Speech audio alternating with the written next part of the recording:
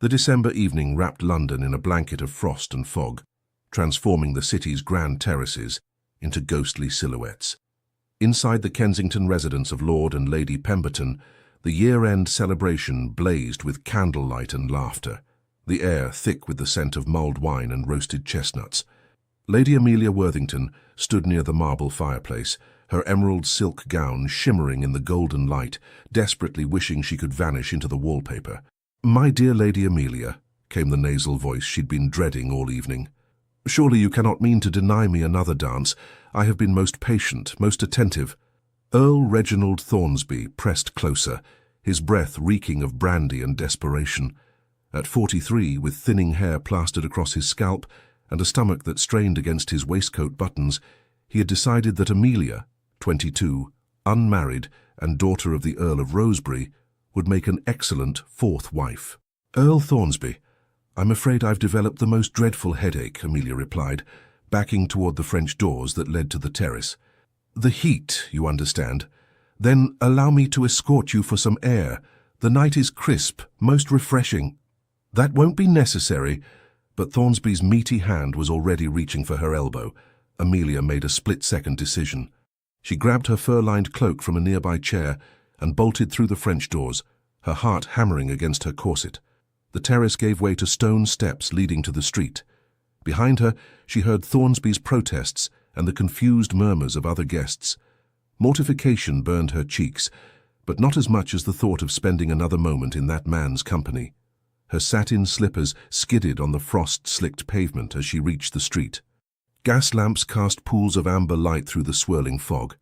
A line of carriages waited along the curb, their drivers huddled in heavy coats, horses stamping restlessly in the cold. "Lady Amelia, do come back. You'll catch your death."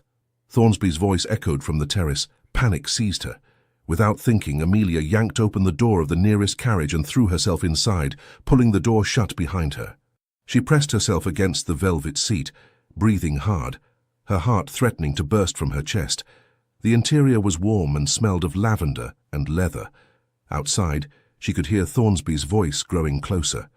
"Excuse me," came a cheerful female voice from the darkness across from her, "but you're not Wilson, our footman." Amelia's eyes adjusted to the dim light filtering through the carriage windows. Sitting across from her was a young woman about her own age, with auburn curls pinned beneath a fashionable bonnet, and eyes that sparkled with unconcealed amusement. She was alone in the carriage, a book resting on her lap. I do apologize, most sincerely," Amelia stammered. "I seem to have entered the wrong carriage. That is, there was a gentleman." "Say no more." The young woman leaned forward, peering through the window. "Goodness, is that Earl Thornsby, the one who smells of mothballs and talks incessantly about his prize-winning turnips?" Despite her mortification, Amelia couldn't suppress a giggle. "The very same. You poor darling." The woman settled back with a satisfied smile. "Well, you're perfectly safe now. I'm Lady Beatrice Ashbourne, and this is my brother's carriage. He's still inside at the wretched party, suffering through conversations about parliamentary procedure. We're about to depart for Ashbourne House in Mayfair. You're welcome to stay until Earl Turnip gives up his pursuit." "Lady Beatrice, I couldn't possibly impose. It's hardly an imposition. Besides, any enemy of Earl Thornsby is a friend of mine." Beatrice studied her with open curiosity. "I'm Lady Beatrice Ashbourne. And you are?" "Lady Amelia Worthington." "Worthington? As in the Earl of Rosebery?" At Amelia's nod, Beatrice's expression brightened. "My brother knows your father. They served together in the House of Lords. This is marvelous. We're practically connected already." Before Amelia could respond, Beatrice rapped on the carriage ceiling. "Wilson, we'll wait for his grace, but we have a guest. Lady Amelia will be joining us. We'll drop her at Belgrave Square before heading home." "My lady, I really should—" "Nonsense. You're staying right here until that dreadful Earl stops prowling about."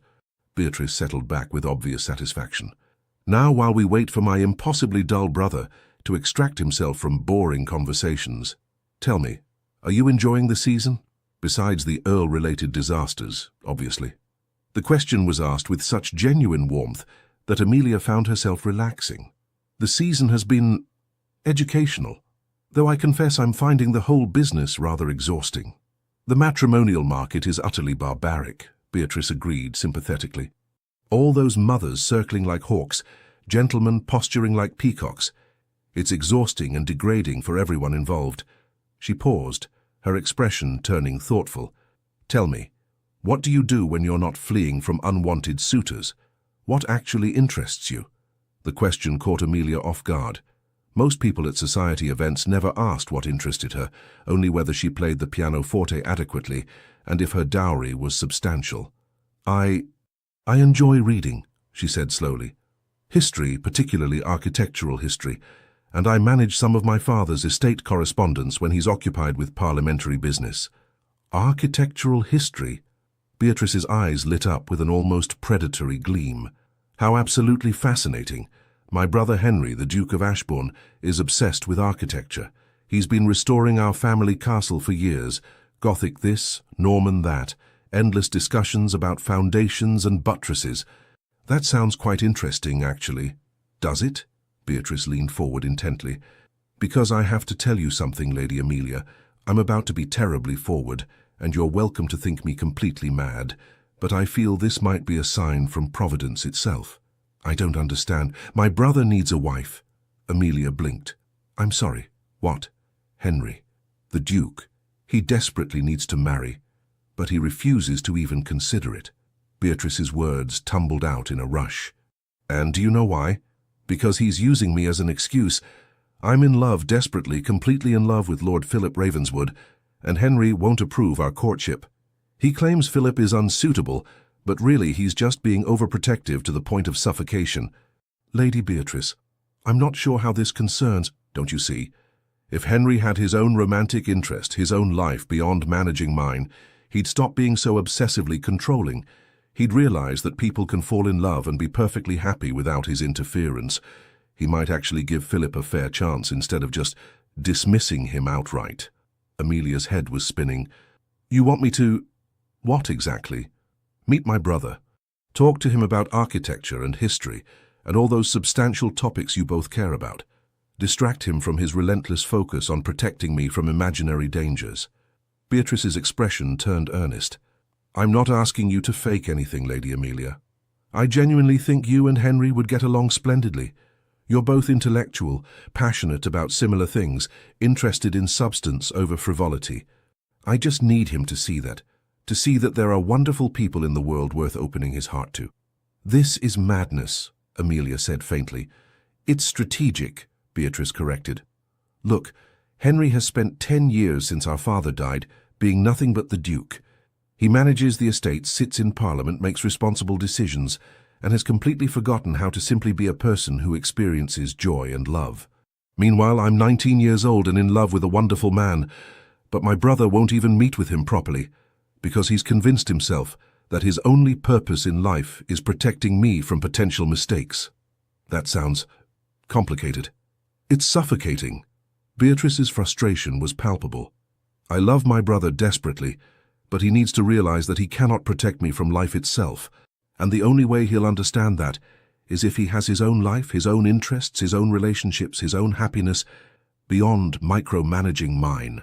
Despite herself, Amelia felt a flicker of sympathy. She understood familial duty and overprotective relatives. Her own father had been reluctant to allow her any independence until she'd proven herself capable with estate management. Even if I agreed to this scheme, which I'm not saying I am, your brother would have to actually be interested in me. You can't force attraction or compatibility. I'm not trying to force anything. I'm simply creating an opportunity for two compatible people to meet in circumstances where they can actually talk, instead of navigating the absurd rituals of ballroom courtship. Beatrice pulled out a small card. The London Preservation Society Symposium is next week. Henry attends every year. It's one of the few events he genuinely enjoys because it's intellectually stimulating. This is an invitation. Given your interest in architectural history, you'd be a perfect addition to the society. Amelia took the card, studying it. You're asking me to attend an architecture symposium on the chance that I might encounter your brother and distract him from his overprotective tendencies long enough that he'll reconsider his stance on your romantic life. When you say it like that, it sounds manipulative. It is manipulative. Perhaps, but it's manipulative in service of everyone's happiness, which has to count for something. Beatrice's expression for a decade.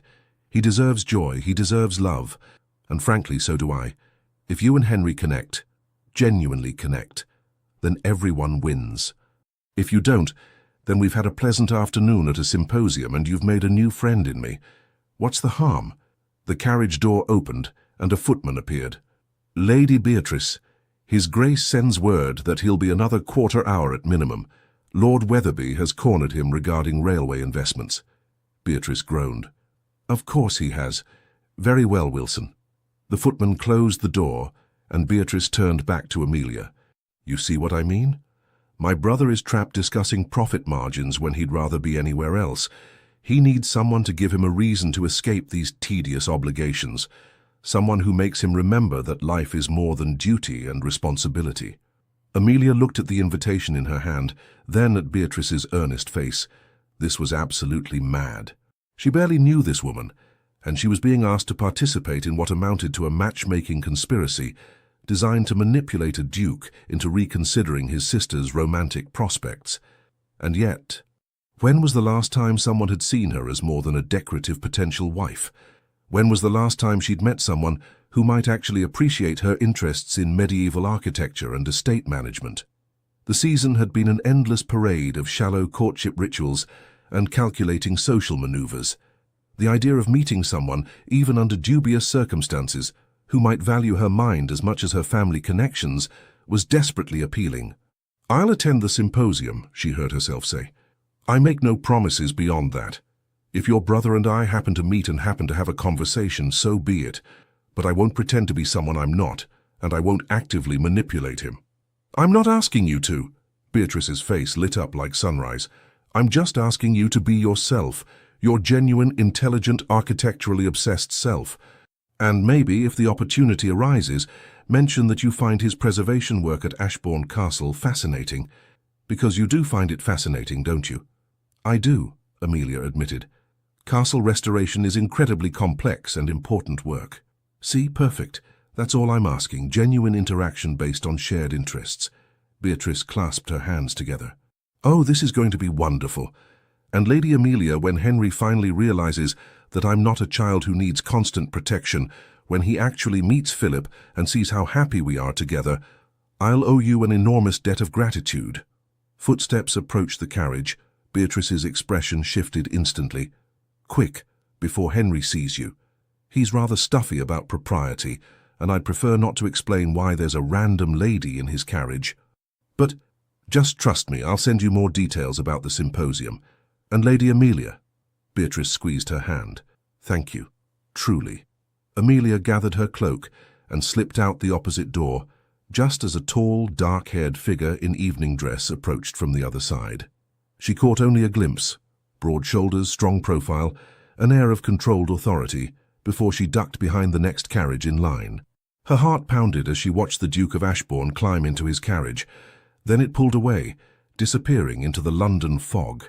Amelia stood on the pavement, suddenly aware that she was alone on a dark street in evening dress, having just agreed to participate in a matchmaking scheme with a woman she'd known for less than 30 minutes. She must be absolutely mad, but as she walked toward her father's townhouse, she couldn't suppress the flutter of anticipation in her chest. Perhaps madness was exactly what she needed. Behind her, Earl Thornsby's voice still echoed faintly from the Pemberton terrace, calling for his dear Lady Amelia. She didn't look back. In the Ashbourne carriage rolling toward Mayfair, Beatrice barely contained her triumphant grin. You look pleased with yourself, Henry observed, not glancing up from the correspondence he was reviewing by lamplight. Did something interesting happen while you were waiting? Oh, nothing much, Beatrice said airily. Rescued a young lady from an overzealous suitor, had a lovely conversation, made a new friend who shares your obsession with architectural history. Henry looked up. That was kind of you. Anyone I know? Lady Amelia Worthington. Her father is the Earl of Rosebery. You serve with him in the Lords, don't you? Benedict Worthington? Yes, excellent man. Good head for policy. Henry returned to his papers. I didn't realize he had a daughter of marriageable age. She's 22, quite extraordinary actually, genuinely interested in Gothic architecture, manages her father's estate correspondence, reads substantive books. Beatrice paused delicately. I thought I might invite her to tea. She'd be a refreshing change from my usual vapid acquaintances. That's fine. Henry was barely listening, already absorbed in whatever parliamentary matter occupied his attention. Perfect. Henry had no idea what was coming. Speaking of refreshing changes, Beatrice said carefully, have you given any more thought to meeting with Philip? Properly, I mean, not just dismissing him out of hand. Henry's jaw tightened. Beatrice, we've discussed this. Lord Ravenswood is wholly unsuitable. You've never even spoken to him. I've heard quite enough about his gambling debts and dueling reputation. Those debts are greatly exaggerated, and he fought one duel defending a lady's honor. That's hardly evidence of poor character. Beatrice leaned forward. Henry, I'm asking you to simply meet him. One dinner, one conversation where you actually listen with an open mind. Is that really so much to ask? It's not about asking, Henry said quietly. It's about protecting you from making a mistake that could ruin your life.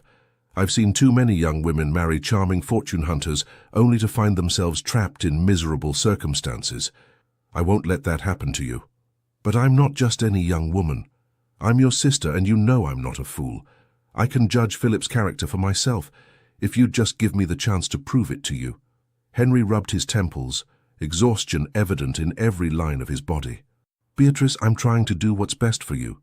I know, but Henry, her voice softened, you can't protect me from every potential disappointment. At some point, you have to trust me to make my own choices, even if they're mistakes. That's what growing up means. You're 19 years old, nearly 20, and desperately in love with a wonderful man whom you refuse to even consider, because you're so busy being my guardian that you've forgotten I'm also a person with my own judgment and desires. The silence stretched between them, heavy with years of similar arguments. Finally, Henry sighed. One dinner, he said. I'll meet with Lord Ravenswood. Once. But I make no promises beyond listening. Beatrice's heart soared. That's all I ask. Oh, Henry, thank you. Don't thank me yet. If he's half as unsuitable as I suspect, this conversation will be very short. He'll surprise you, I promise. As the carriage continued toward Mayfair, Beatrice gazed out at the fog-shrouded streets, her mind already racing ahead. Henry had agreed to meet Philip. That was progress. Now she just needed to ensure he was in the right frame of mind for that meeting. Not defensive and overprotective, but open to the possibility that other people's love stories could end happily. And the best way to do that was to show him that he deserved his own love story. That's where Lady Amelia Worthington came in. By the time they reached Ashbourne House, Beatrice had the entire plan mapped out in her mind. The symposium next week would be the perfect opportunity. She'd provide Amelia with just enough information about Henry to facilitate genuine conversation, his interests, his opinions, his vulnerabilities. Not manipulation, exactly. Just strategic facilitation. If Henry had someone in his life who made him happy, who reminded him that joy and love weren't weaknesses but necessities, then he'd finally understand what Beatrice had been trying to tell him all along. Everyone deserved love, including overprotective, duty-bound dukes who'd forgotten how to be anything except responsible. Beatrice smiled to herself. This was going to work. It had to work, because she was running out of time. Philip had been patient for months, but he wouldn't wait forever. And Beatrice wasn't willing to choose between the brother she loved and the man who'd captured her heart. Somehow, she had to save them all.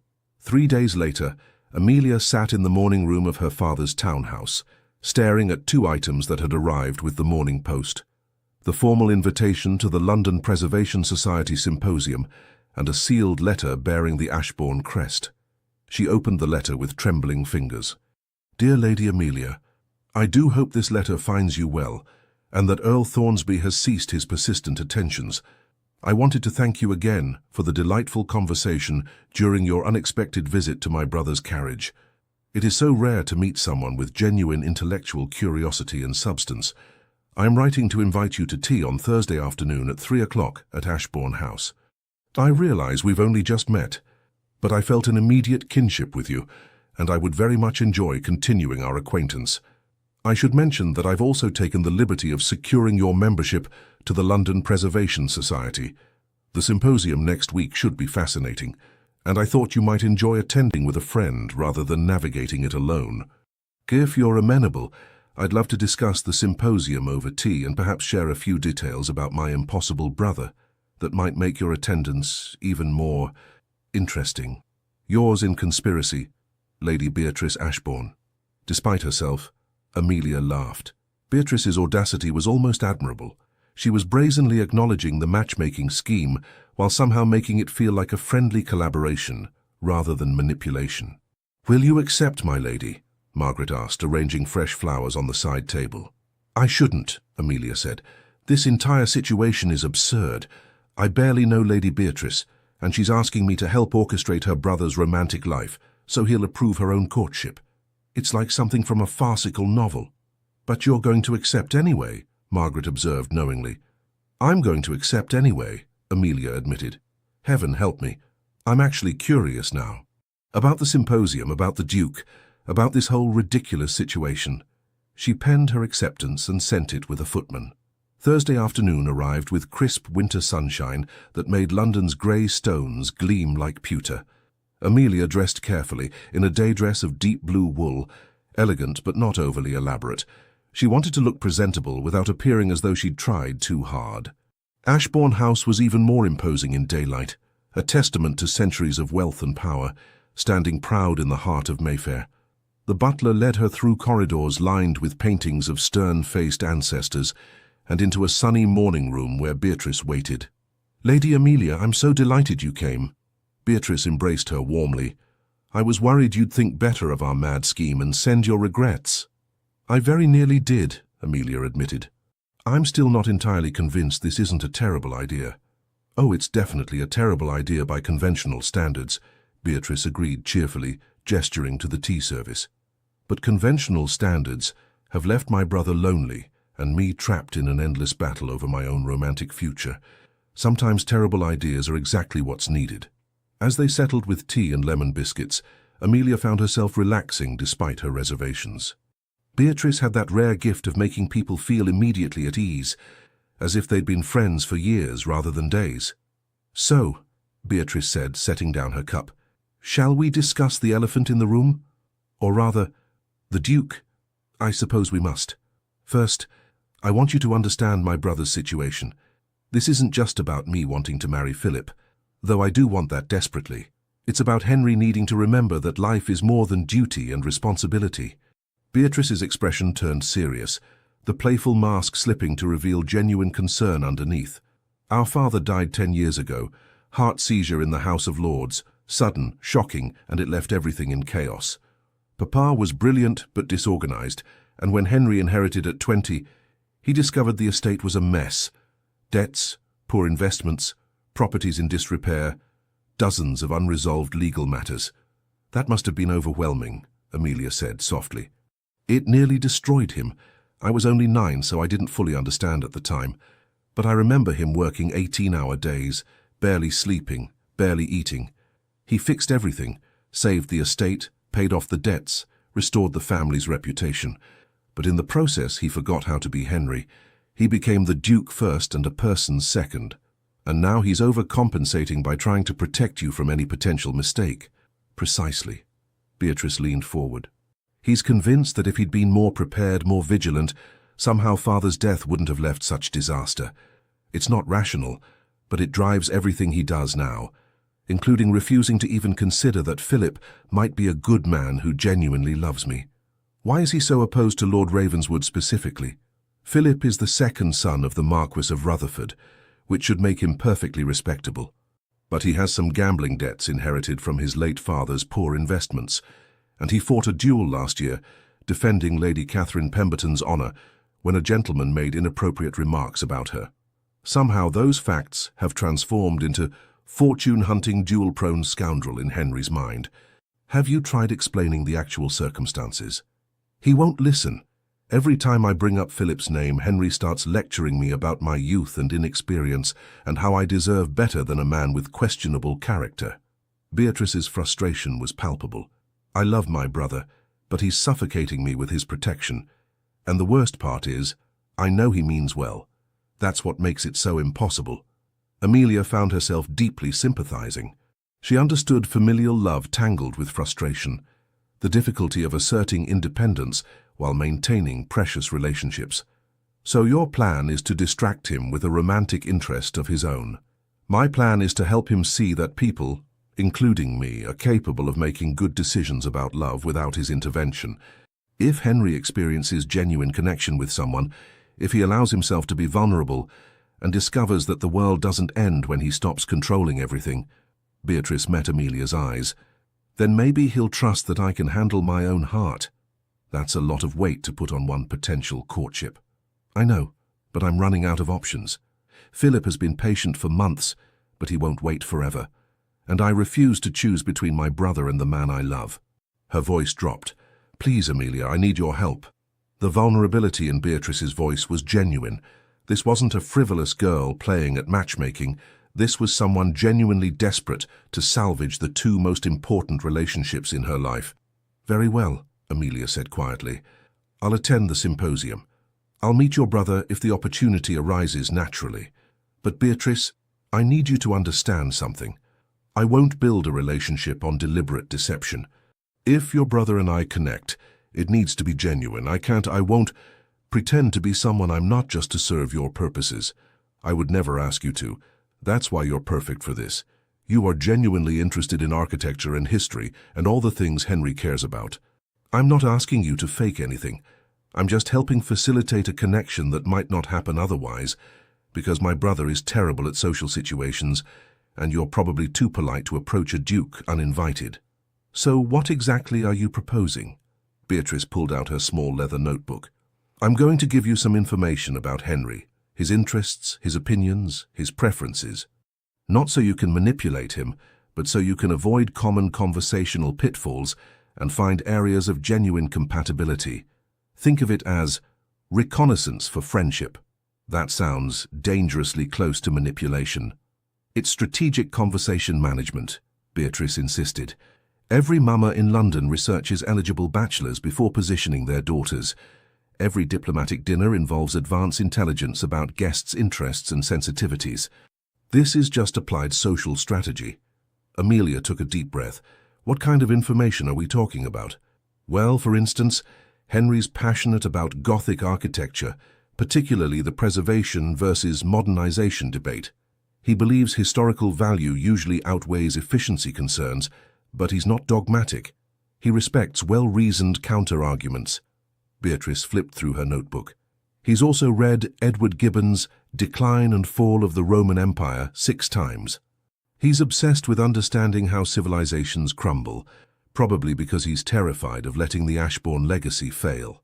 Despite her reservations, Amelia found herself leaning forward with interest. What else? He hates crowds and tends to retreat to quiet corners at social events. He appreciates directness over social games. If you have an opinion, state it clearly, rather than hinting politely. He's also... Beatrice paused, her expression softening. He's desperately lonely, Amelia. He's surrounded by people who want things from him, advice, money, influence, but very few who just want him. If you can see past the duke to the man beneath, if you can engage with Henry rather than the title, that would mean everything. The loneliness in Beatrice's description resonated with something in Amelia's own experience. How many men had courted her title and dowry without ever seeing her? How many social interactions had been calculated transactions rather than genuine connections? I'll do my best, she said finally, but I need you to promise me something in return. Anything. If this goes badly, if your brother discovers what we're doing and feels betrayed, you'll take full responsibility. I won't be made the villain in someone else's family drama. Agreed, though I don't think it will come to that. Beatrice smiled. I have a good feeling about this, Amelia. I think you and Henry might actually be perfect for each other, not just for my purposes, but genuinely. We'll see. Amelia took a sip of tea. Now, tell me everything I need to know about the Duke of Ashbourne. For the next 2 hours, Beatrice talked. She described Henry's daily routines, his opinions on everything from land reform to railway expansion, his habits when troubled or overwhelmed. She painted a picture of a man trapped by duty, brilliant but isolated, desperate for genuine connection but too afraid of vulnerability to pursue it. By the time Amelia left Ashbourne House that evening, Her head was spinning with information. And despite all her reservation in her chest, in 4 days she would attend the symposium. In 4 days she would meet the Duke of Ashbourne. And somehow she would try to be honest while carrying the weight of Beatrice's desperate hopes and carefully curated intelligence. What could possibly go wrong? The London Preservation Society Symposium was everything Beatrice had promised. Intellectually stimulating, mercifully free of social posturing, and filled with people who genuinely cared about architectural conservation rather than gossip and status. Amelia arrived early, her nerves fluttering despite her best efforts at composure. She wore a practical day dress of forest green, her hair arranged simply. No artifice, no excessive elegance, just herself, ready to discuss medieval foundations and Gothic architecture with people who actually cared. The main hall of Somerset House was filled with displays of architectural drawings, scale models of restoration projects, and clusters of serious-looking gentlemen discussing masonry techniques. Amelia was one of only a handful of women present, but no one seemed to find her presence unusual. The Preservation Society was progressive in that respect. She drifted toward a display about Westminster Abbey's restoration, studying the detailed drawings of triforium stabilization work, when a deep voice behind her said, "The perpendicular Gothic work is particularly impressive. They've managed to stabilize the structure without compromising the original stonework." Amelia turned and found herself face to face with the Duke of Ashbourne. He was even more striking than her brief glimpse by the carriage had suggested. Dark hair slightly disheveled, as if he'd been running his fingers through it while absorbed in study.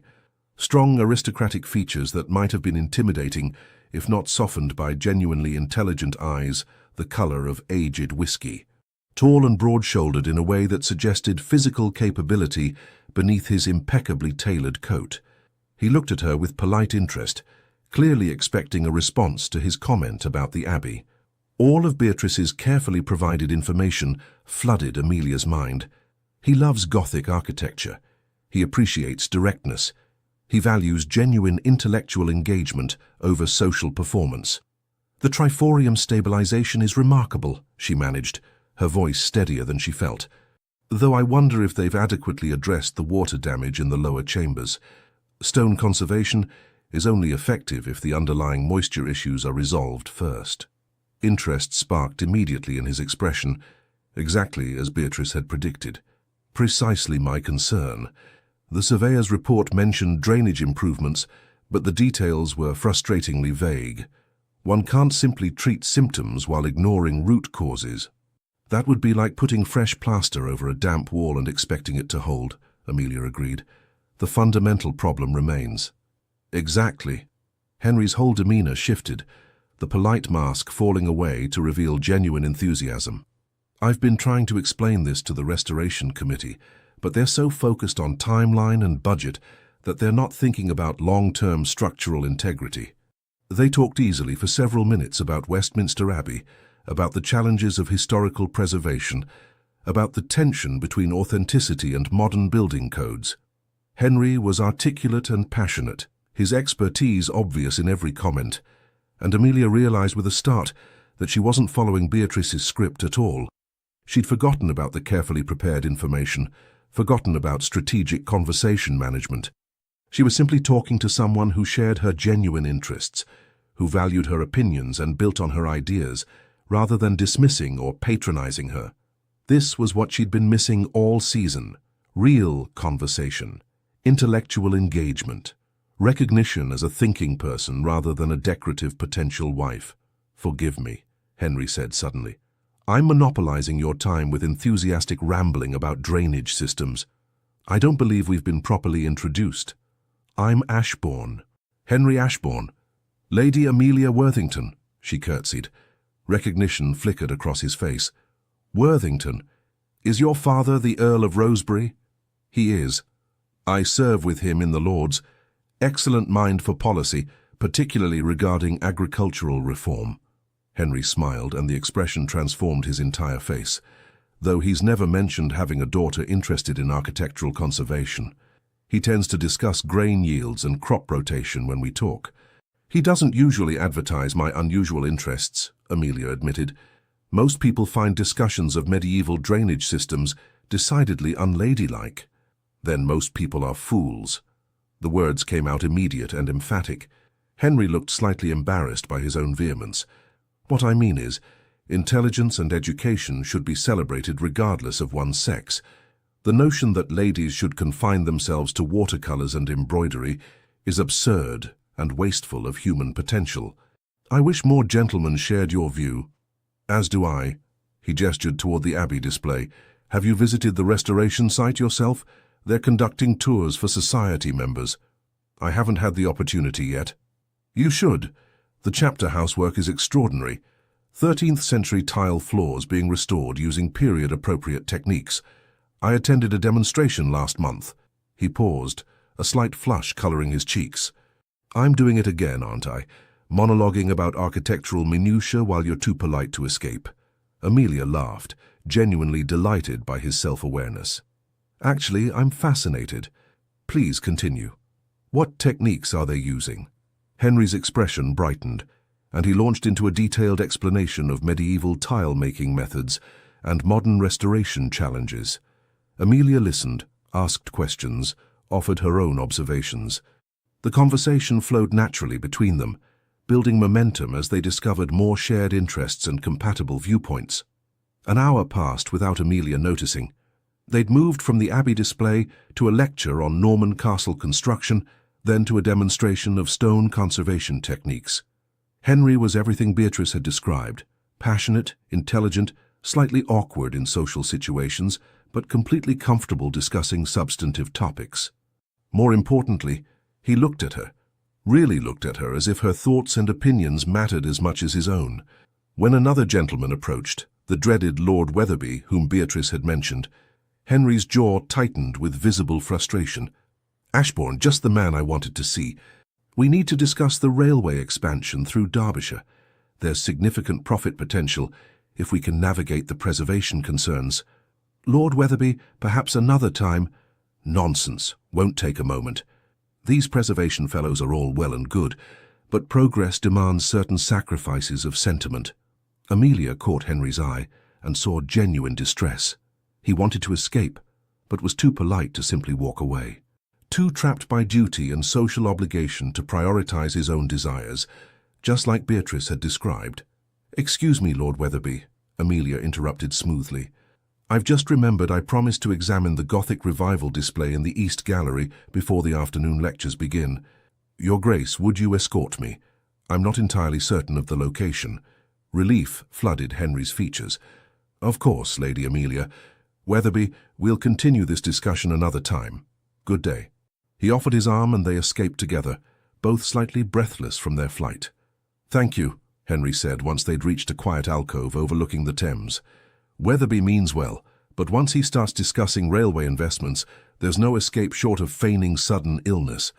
I noticed you looked rather desperate. That's the burden of the title. Everyone wants something: advice, investment, influence, connections.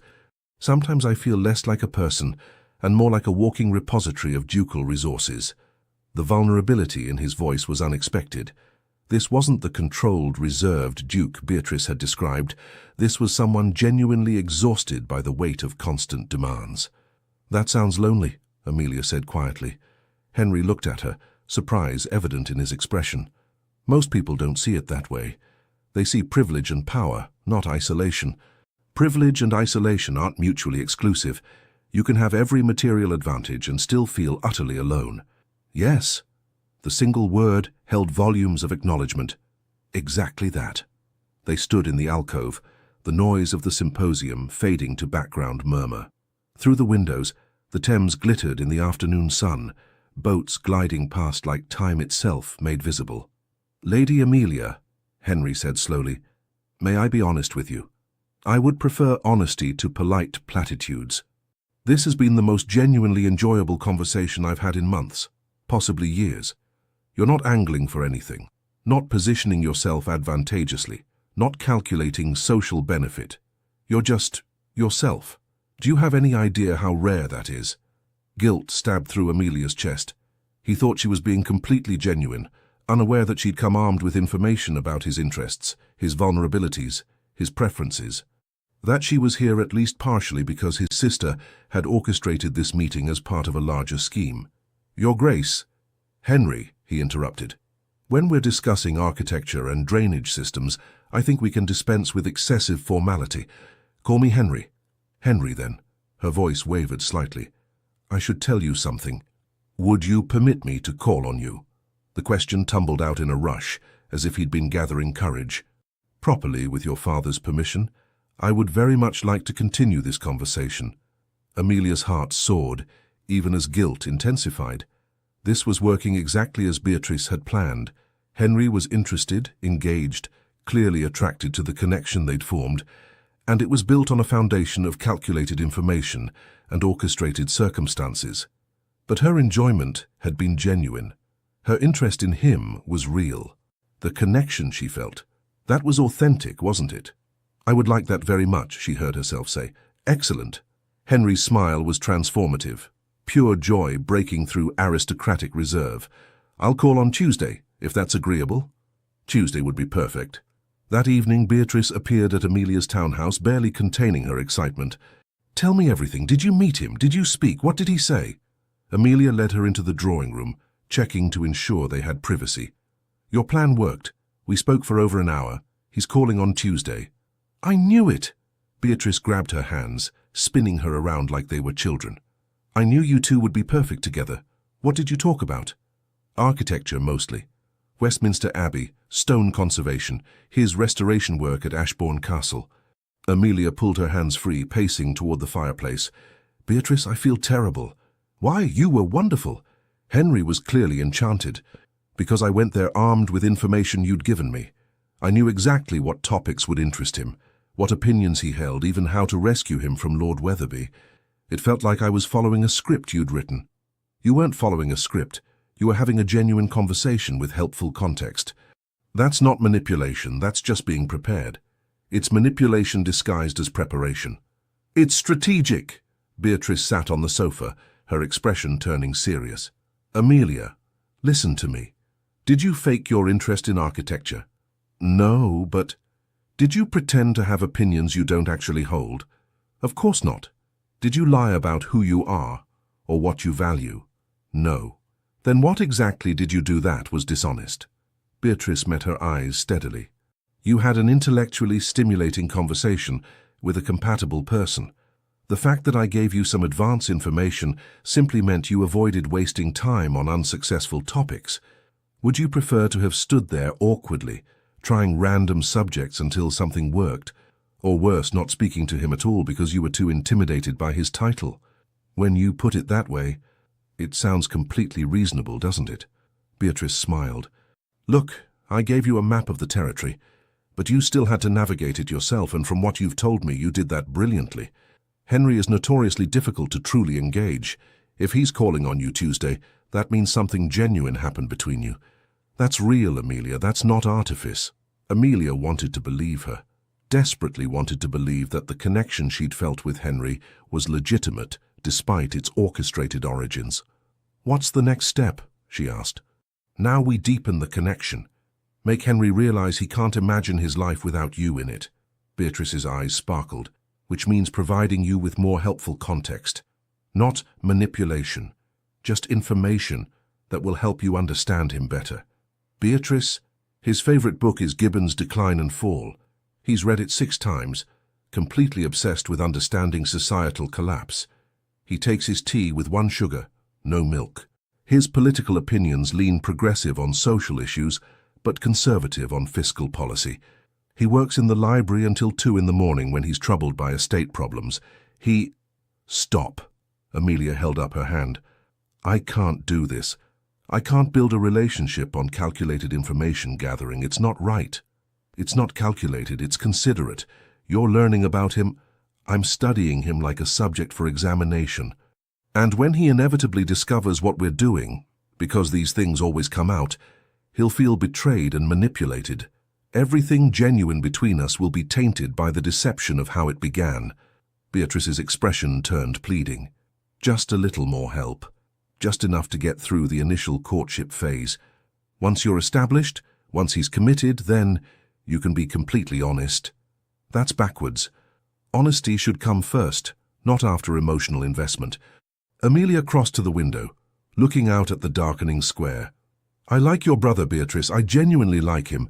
The conversation we had today was the most intellectually fulfilling exchange I've had in years, but I won't continue building something real on a foundation of strategic manipulation. So what are you saying? I'm saying that when Henry calls on Tuesday, I'm going to tell him the truth. About how we met, about your scheme, about the information you provided. I'll let him decide whether he wants to continue the acquaintance knowing its origins. He'll be furious. He'll think the worst of both of us. Perhaps. But that's better than building something on lies and having it collapse later when the truth inevitably surfaces. Amelia turned from the window. I'm sorry, Beatrice. I know you meant well. I know you're desperate to help your brother and secure your own happiness, but I can't be party to this kind of deception. Beatrice stood, her expression cycling through emotions: anger, fear, desperation, resignation. Finally, she nodded slowly. You're right. I know you're right. She moved toward the door, then paused. Amelia, whatever happens, I really do think you and Henry could be wonderful together. I wasn't wrong about that. I just went about it entirely the wrong way. I know. And I appreciate what you were trying to do, even if the method was flawed. After Beatrice left, Amelia stood in the drawing room, her heart heavy with the decision she'd made. On Tuesday she would tell Henry everything, and likely watch whatever connection they'd begun to form crumble under the weight of revelation. But at least her conscience would be clear. At least she'd have chosen honesty over convenience, even if it cost her the most interesting man she'd ever met. Tuesday afternoon arrived with grey skies threatening rain. Amelia dressed carefully in a gown of deep burgundy, elegant but sober, appropriate for the conversation she was about to have. Margaret arranged her hair simply, sensing her mistress's tension, but wisely remaining silent. He'll understand, Margaret said finally. If he's half the man you've described, he'll appreciate your honesty, or he'll feel betrayed and never speak to me again. Then he wouldn't have been worth it anyway. Amelia wished she shared Margaret's confidence. The Duke of Ashbourne arrived precisely at 3 o'clock, as punctual as one would expect from a man who valued order and responsibility. The butler showed him into the drawing room where Amelia waited, her father discreetly present, as propriety demanded, but seated far enough away to allow private conversation. Henry looked nervous. It was endearing, this powerful, composed duke who commanded respect from Parliament and society, visibly anxious about a simple afternoon call. Lady Amelia, he bowed. Thank you for receiving me. Your Grace, please, sit. She gestured to the chair across from her. They managed perhaps 5 minutes of stilted pleasantries about the weather and the symposium before Amelia couldn't bear it anymore. Henry, I need to tell you something. Before we continue this, whatever this is becoming, you need to know the truth about how we met. His expression shifted immediately to wariness. I thought we met at the symposium. We did, but that meeting wasn't as coincidental as it appeared. Amelia took a deep breath. 3 days before the symposium, I fled a party to escape an unwanted suitor. I panicked and jumped into the wrong carriage, which happened to belong to your sister. Beatrice was inside alone waiting for you. Henry's face had gone very still. We talked while she waited. She told me about you, about your restoration work, your interests, your... Amelia forced herself to continue. Your loneliness. She said you needed a wife, and she thought I would be perfect for you. I see. His voice was carefully neutral. And did my sister happen to mention why she was suddenly so interested in arranging my matrimonial future? She did. She's in love with Lord Philip Ravenswood, and you won't approve the match. She thought if you had your own romantic interest, you might be less overprotective of her choices. So, this was a conspiracy. Each word was precisely enunciated. Controlled fury barely contained beneath ducal composure. My sister decided to manipulate my romantic life to serve her own purposes, and you agreed to be her instrument. It wasn't like that, wasn't it? Let me guess the sequence of events. Beatrice invited you to tea. She gave you information about my interests, my preferences, my vulnerabilities. She secured your invitation to the symposium, an event she knew I would attend. She coached you on exactly what to say to capture my attention. The accuracy of his summary was damning. Amelia felt tears burning her eyes, but refused to let them fall. "Yes," she said quietly. "All of that happened. I won't lie to you about it." How thoughtful. Honesty after the deception has already served its purpose. He stood, moving toward the window, his back rigid with anger. "Tell me, Lady Amelia, was any of it real? Our conversation about Westminster Abbey, your interest in architecture, or were you just performing your role in my sister's little theatrical? My interest was genuine. Everything I said about architecture, about preservation, about my own passions, that was all true. Beatrice didn't tell me what opinions to have. She just gave me context, information that helped me understand you better. Information that you used to manipulate me into believing we had some kind of genuine connection." "We did have a genuine connection." Amelia stood, moving toward him. "Yes, Beatrice told me what topics would interest you, but our conversation went far beyond anything she could have scripted. The way we challenged each other's ideas, the intellectual excitement of finding someone who truly understood, that was real, Henry. That was us, not her scheme. How can I possibly know what was real and what was calculated?" He turned from the window, and the hurt in his eyes broke her heart. "Every word you said, every opinion you expressed, every moment I thought we were truly connecting, it's all tainted now. I don't know if I was falling for you or for a performance. You were falling for me, the real me." She crossed the room, stopping just in front of him. "Yes, I came to that symposium knowing what topics might interest you. But everything after that, every laugh, every debate, every moment of genuine recognition, that was authentic. Beatrice gave me a doorway, but I walked through it as myself, as Amelia, not as some character playing a role. And I'm supposed to simply trust that? Trust the woman who's just admitted to deceiving me from the very beginning? No." Amelia's voice broke. "You're supposed to be furious with me. You're supposed to feel betrayed and manipulated because you were. What Beatrice and I did was wrong. I should have told you immediately, at the symposium, or certainly before today. I should never have agreed to the scheme in the first place." "Then why did you?" "Because I was lonely too." The words burst out, raw and honest. "Because I've spent an entire season being courted by men who only see my dowry and family connections. Because no one has ever asked what actually interests me or valued my opinions on anything substantive. Because when Beatrice described you, a man who might appreciate intelligence and genuine conversation, I was desperate enough to compromise my ethics for a chance at real connection." She turned away, unable to bear looking at his face anymore. "I'm not defending what I did. It was manipulative and wrong, and you have every right to walk out of here and never speak to me again. But Henry, please believe this one thing. My feelings became real. Somewhere between discussions of Norman fortifications and your stories about restoring Ashbourne Castle, I fell in love with you. Not the Duke, you. The man who gets passionate about medieval drainage systems and carries the weight of legacy with such grace.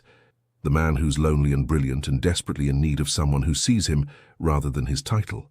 The silence stretched unbearably. Rain began pattering against the windows, soft and insistent. "Why tell me now?" Henry asked finally. "You could have continued the deception. I was clearly infatuated enough not to question too closely. You could have secured the engagement, the marriage, everything Beatrice wanted for both of us. Why confess? Because I couldn't build a life with you on a foundation of lies.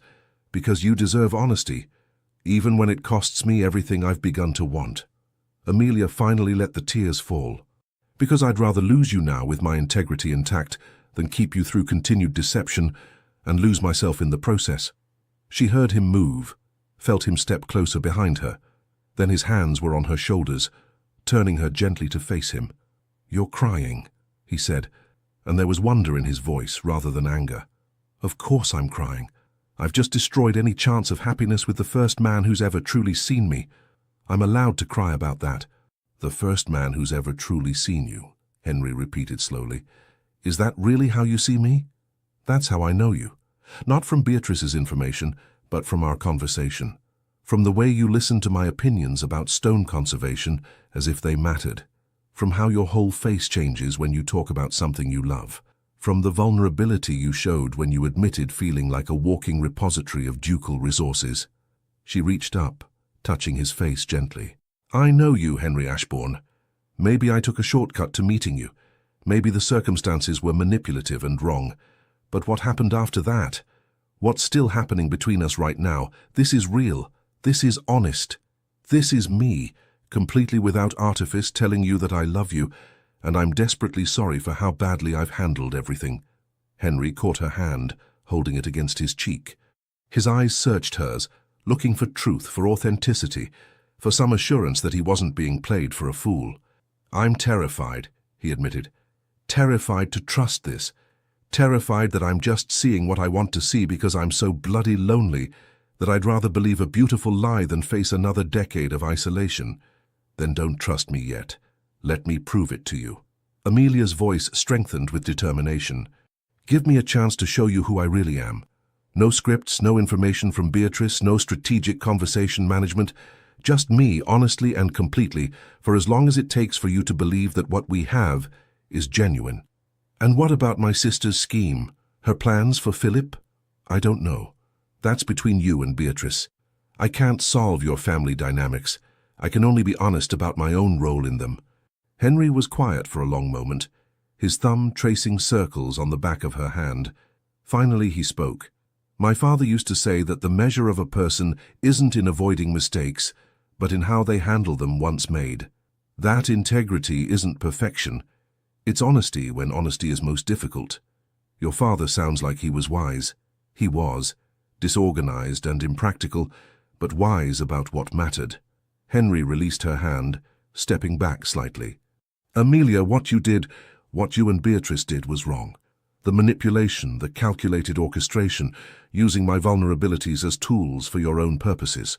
That was wrong, and it hurt. I know, but, he held up a hand, you also did something remarkable. You chose honesty over convenience. You confessed when you could have continued the deception.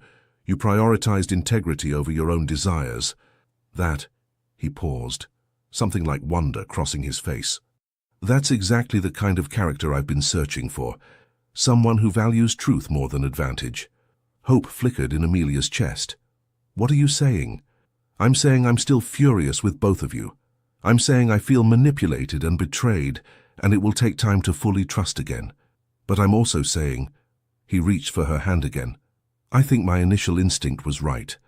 I think we might genuinely be suited for each other. Not because Beatrice orchestrated it, but because underneath all her meddling there's real compatibility, real connection. So, you're willing to try? To start over, honestly this time. I'm willing to try, slowly, carefully, with absolute honesty from this point forward. His expression turned stern. But Amelia, if there are any other secrets, any other deceptions, no matter how small, now is the time to reveal them. I need complete transparency moving forward. No more secrets. I promise. And I need to have a very serious conversation with my sister. She meant well, she really did. She just went about it entirely the wrong way. That seems to be a theme with Beatrice. Henry sighed. I suppose I should also have a proper conversation with Lord Ravenswood. If my sister went to such elaborate lengths to arrange my romantic life, her feelings for him must be genuine. I think they are. They stood in the drawing room, rain tapping against the windows, the air between them charged with possibility and cautious hope. Amelia's father had discreetly withdrawn at some point during their intense conversation, granting them privacy for what mattered most. Henry, Amelia said quietly, I really do love you. Not the Duke of Ashbourne. You, Henry, the man who gets excited about 13th century tile floors and carries the weight of the world with quiet grace. I love you, and I will spend however long it takes proving that truth to you.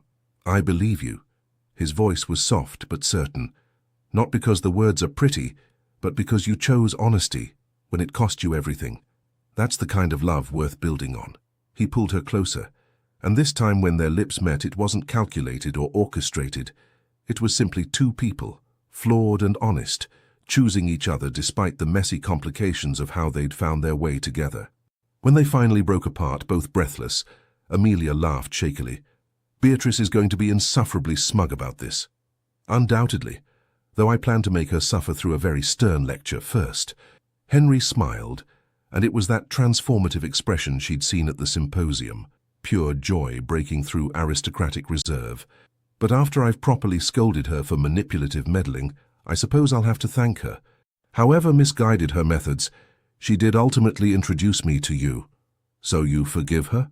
Eventually, after sufficient groveling and promises never to interfere in my personal life again. His expression turned mischievous. Though I suppose I should meet this Lord Ravenswood, she's so desperate to marry. If she went to such elaborate lengths, he must be either exceptional or she's completely delusional. From what she's told me, he's quite wonderful. And his faults are largely exaggerated. We'll see. Henry offered his arm. Shall we inform your father that his daughter has just agreed to court a duke who was nearly driven away by romantic conspiracy? That should make for an interesting conversation. They walked together toward the door, and Amelia felt the last of her anxiety dissolving. Yes, they'd begun badly. Yes, trust would take time to fully rebuild. But they were beginning honestly now, with all the cards on the table and genuine connection underlying everything. Sometimes the wrong path could still lead to the right destination. Sometimes love that began with manipulation could transform into something purely authentic. And sometimes the best foundation for the future was the courage to be completely, vulnerably honest, even when honesty threatened to destroy everything you'd just begun to hope for. 3 weeks later, Ashbourne House hosted a dinner party. The guest list was small but significant. Lord and Lady Worthington, Lord Philip Ravenswood, and of course Beatrice and Amelia herself. Henry had insisted on the dinner after his initial meeting with Philip had gone surprisingly well. The young man was intelligent, articulate, genuinely devoted to Beatrice, and far more responsible than gossip suggested. His debts were manageable, his duel genuinely honourable, and his love for Beatrice absolutely evident. Henry had found himself liking the man despite his best efforts to find fault. Now, as they gathered around the table, Beatrice could barely contain her excitement. She kept glancing between Henry and Philip, between Amelia and her brother, as if she still couldn't quite believe her scheme had somehow worked, despite its spectacular near disaster. "Lady Beatrice," the Earl of Rosebery said with dry humour, "I understand you played matchmaker for my daughter and your brother. Rather bold of you." Beatrice had the grace to look embarrassed. "I may have facilitated their introduction, though events took a rather complicated turn when Amelia decided honesty was more important than my careful planning. As it should be," Henry said firmly. "Though I'll admit the outcome has been—" He looked at Amelia, his expression softening. "Unexpectedly wonderful. So you've forgiven her machinations?" Philip asked, amused. "I've forgiven her. After extensive grovelling, multiple apologies, and a solemn promise never to interfere in my personal affairs again." "Which I've kept," Beatrice protested. "I haven't meddled once in the past 3 weeks." "You tried to suggest which flowers Amelia should prefer," Henry pointed out. "That wasn't meddling, that was helpful advice about garden aesthetics." The table laughed, and Amelia felt a wave of contentment wash over her. This was what she'd been missing all season. Not perfect social performance, but genuine connection. Not calculated advancement, but honest relationships built on mutual respect and affection. Henry caught her eye across the table and smiled, and her heart did its now familiar flutter. "Well," said the Countess of Rosebery, "I for one am grateful to Lady Beatrice. However unconventional her methods, they've introduced my daughter to a man who actually appreciates her mind as much as her family connections. That's rarer than rubies in my experience."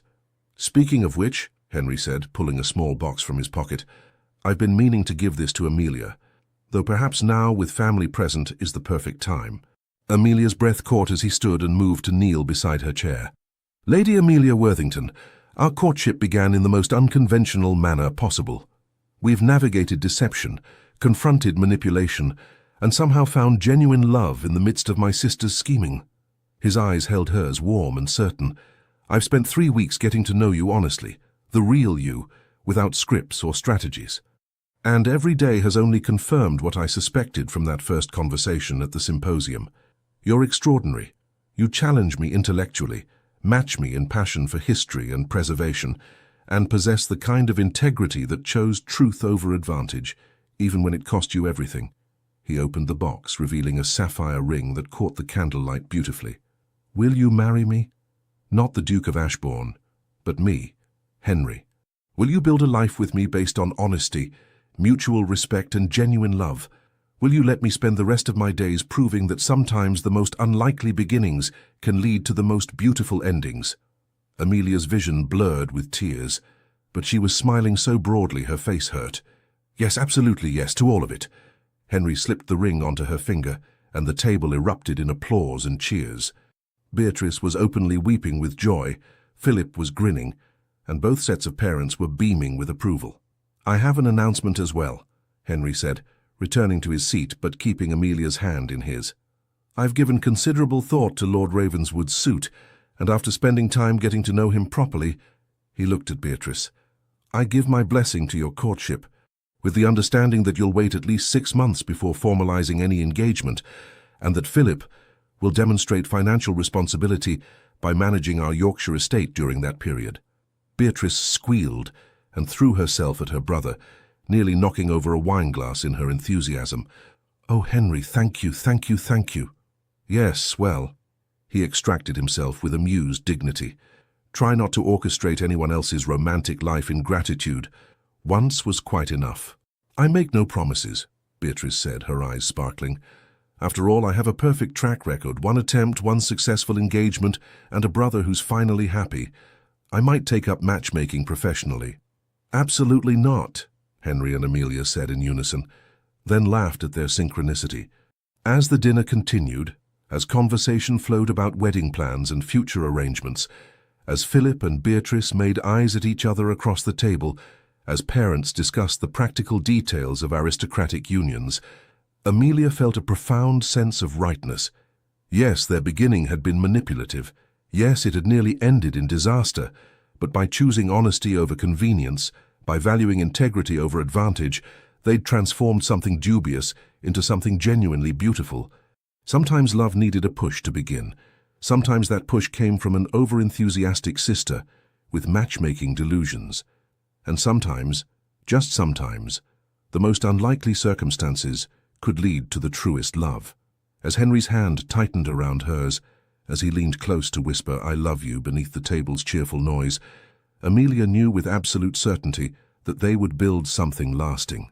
Not perfect, perhaps, not uncomplicated, but real, honest, and absolutely worth every chaotic moment it had taken to find each other.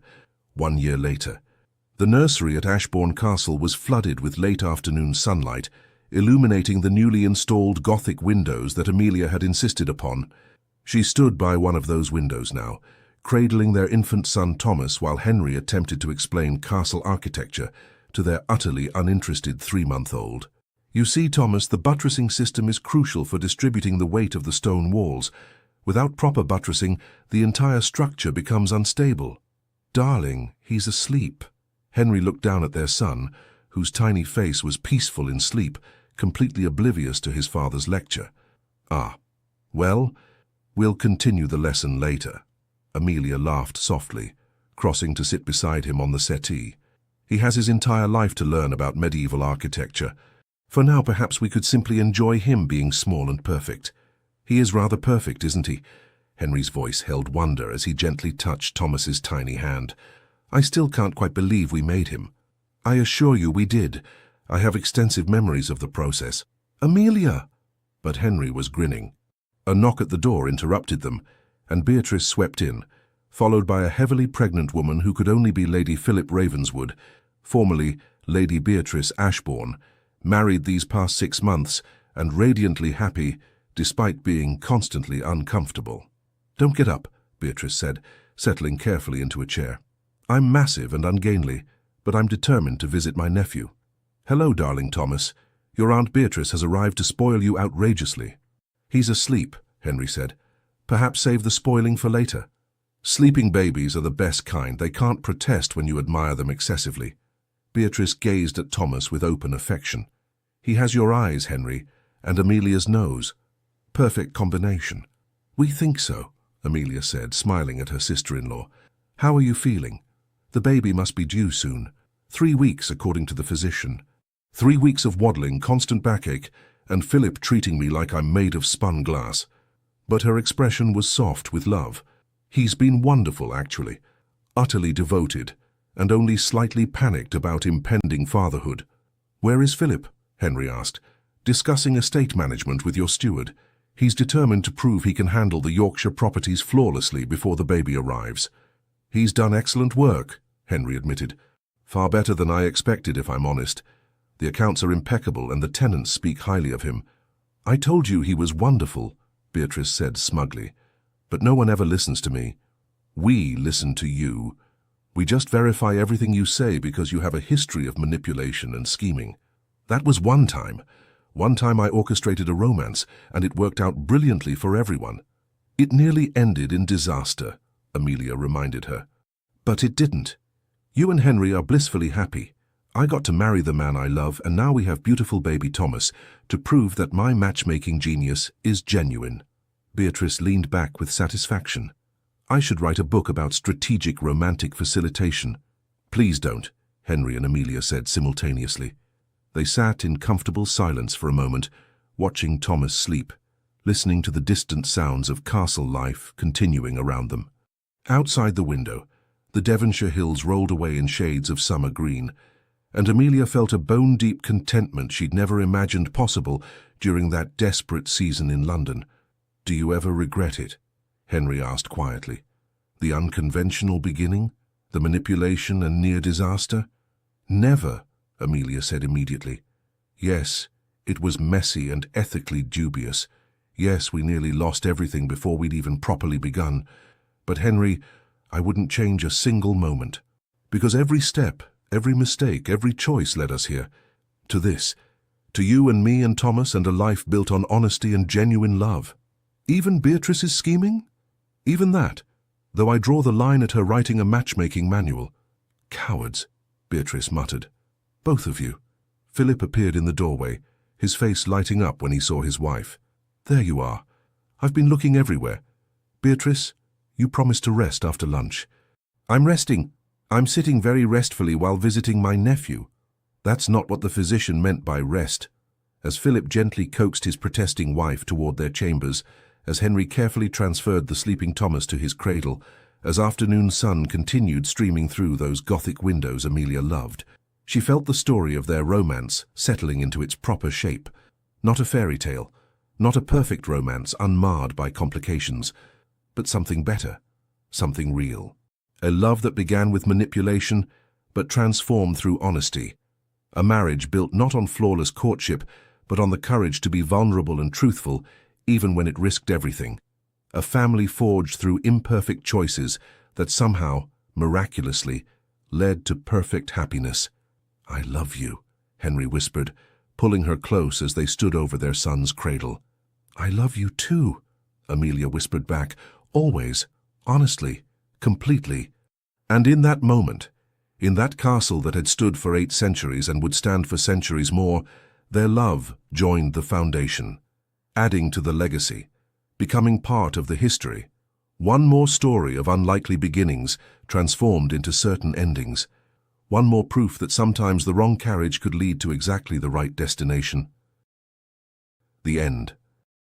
Thank you so much for listening and staying with us until the very end of this emotional journey. If this story touched your heart, we kindly invite you to subscribe, comment, leave a like, and share it with others who love tales of love, redemption, and unforgettable beginnings. Your support from the bottom of our hearts keeps us inspired to write more stories like this, full of courageous heroines, guarded dukes, and powerful love that overcomes the odds. At the end of this video, you'll see a suggestion for another story from our channel. Click it and let yourself be surprised by another breathtaking romance. Thank you for being here, the Legends of Love team.